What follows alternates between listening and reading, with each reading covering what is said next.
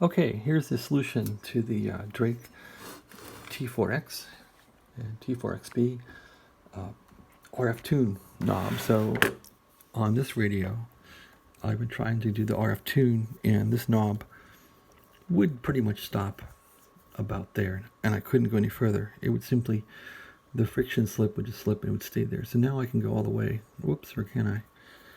Yeah, I can. So let's first make sure what I'm telling you actually works. And it looks like it's working without slipping, so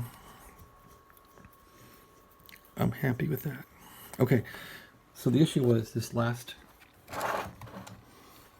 can here on the 12BY7 plate circuit was it was too far to the right, and it was straight. So as per the way the can would fit from the manufacturer, it worked. It was too far, it was too straight. And so this gap here, this bar seems like it should have been over 0.5 millimeter to the right, but it wasn't. So the can wasn't straight, and the slug was rubbing against this corner here, and it would make noise when it rubbed, and you weren't going to do very good that way. So no noise now, and if we look at this thing, there isn't a glaring gap on it.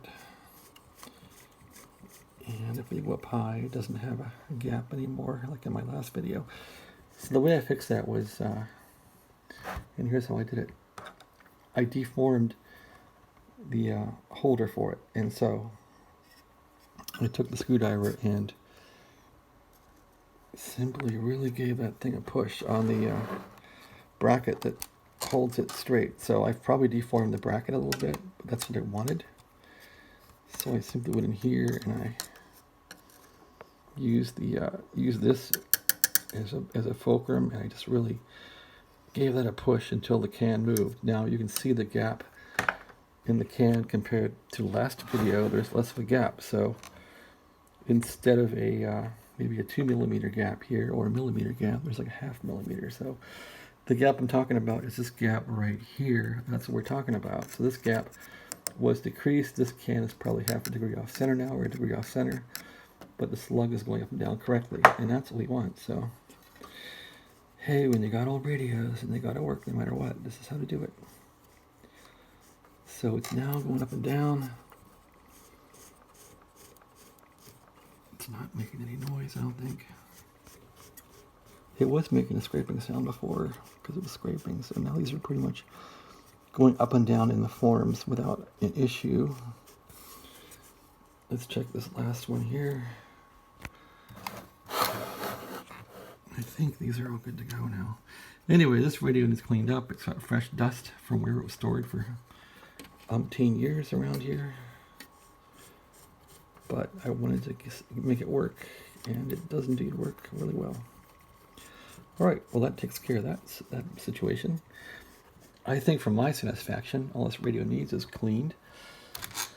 And some weekend I'll clean it up. Get all the dirt and dust out of it. Maybe clean up in here. All in all, this thing isn't bad. I can't believe it's not worse.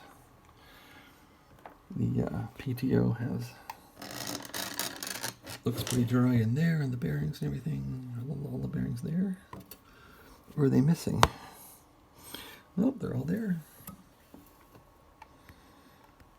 So anyway, couldn't be happier. Yep, it all works. Needs some grease, but it works. So, another purchase of an old ancient radio from 52 years ago, and it's working out pretty well. So anyway, I think that's enough of my collection of old radios. Give it a break. And I'm glad you guys liked the video. And I'll try and post some more interesting things besides ham radios, which I'm sure people are getting bored with. They're like, I hope he gets off the ham radio kick, and I will. Okay, thanks for watching. Have a great day.